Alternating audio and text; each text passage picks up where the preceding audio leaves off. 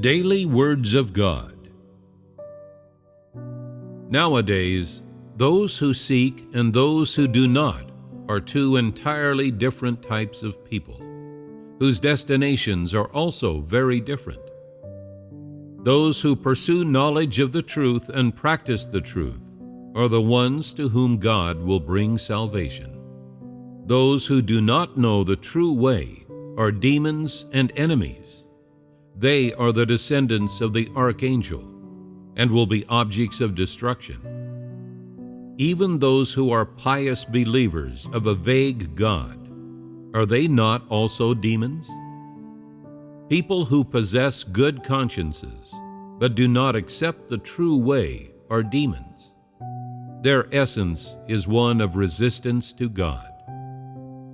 Those who do not accept the true way are those who resist God. And even if such people endure many hardships, they will still be destroyed. All those who are unwilling to relinquish the world, who cannot bear to part with their parents, and who cannot bear to rid themselves of their own enjoyments of the flesh, are disobedient to God, and all will be objects of destruction. Anyone who does not believe in God incarnate is demonic, and moreover will be destroyed.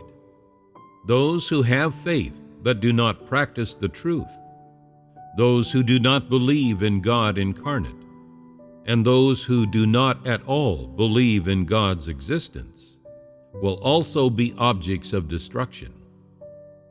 All those who will be allowed to remain are people who have undergone the suffering of refinement and stood firm. These are people who have truly endured trials. Anyone who does not recognize God is an enemy. That is, anyone who does not recognize God incarnate, whether or not they are inside or outside this stream, is an antichrist. Who is Satan? Who are demons? And who are God's enemies, if not resistors who do not believe in God? Are they not those people who are disobedient to God? Are they not those who claim to have faith, yet who lack truth? Are they not those who merely seek to obtain blessings while being unable to bear witness for God? You still mingle with those demons today and bear conscience and love toward them. But in this case, are you not extending good intentions toward Satan? Are you not in league with demons? If people these days are still unable to distinguish between good and evil, and continue to blindly be loving and merciful without any intention of seeking God's will, or being able in any way to harbor God's intentions as their own, then their endings will be all the more wretched. Anyone who does not believe in the God in the flesh is an enemy of God. If you can bear conscience and love toward an enemy, do you not lack a sense of righteousness? If you are compatible with those which I detest and with which I disagree, and still bear love or personal feelings toward them, then are you not disobedient? Are you not intentionally resisting God? Does such a person possess truth? If people bear conscience toward enemies, love for demons, and mercy for Satan, then are they not intentionally disrupting God's work?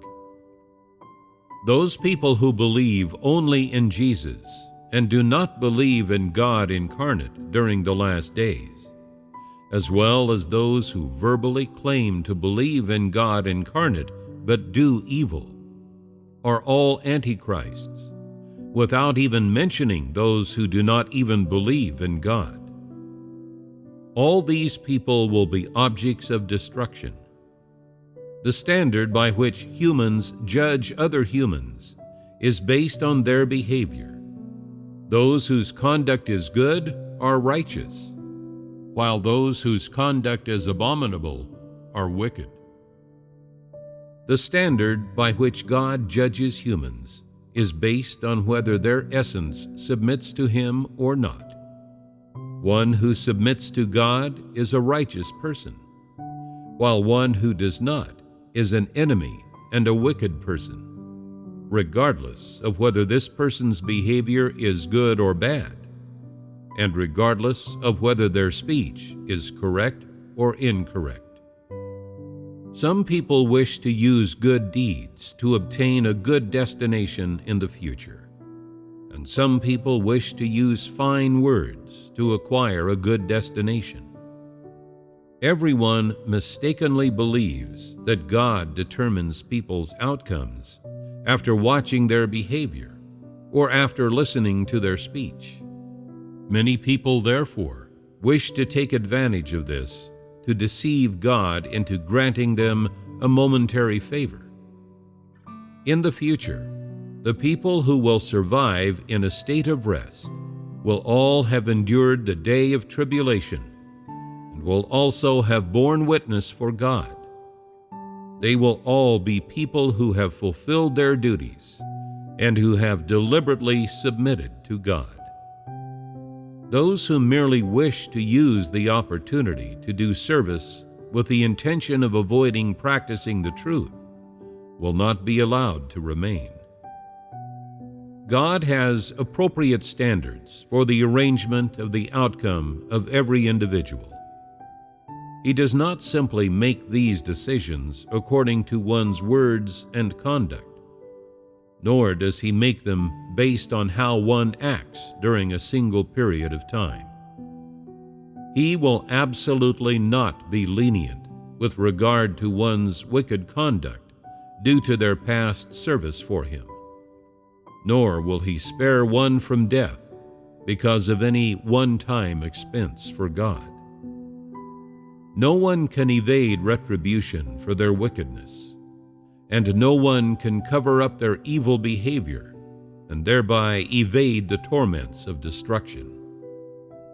If people can truly fulfill their own duty, it means that they are eternally faithful to God and not seeking rewards, regardless of whether they receive blessings or suffer misfortune. If people are faithful to God when they see blessings, but lose their faithfulness when they cannot see any blessings, and if, in the end, they are still unable to bear witness for God or fulfill the duties incumbent upon them, then they will still be objects of destruction, despite their having once previously rendered faithful service to God. In short, wicked people cannot survive through eternity, nor can they enter into rest. Only the righteous are the masters of rest. Once humanity is on the right track, people will have normal human lives. They will all do their own respective duties and be absolutely faithful to God. They will utterly shed their disobedience and their corrupt dispositions, and they will live for God and because of God, devoid of both disobedience and resistance. They will all be able to completely submit to God. This will be the life of God and humanity. It will be the life of the kingdom, and it will be a life of rest.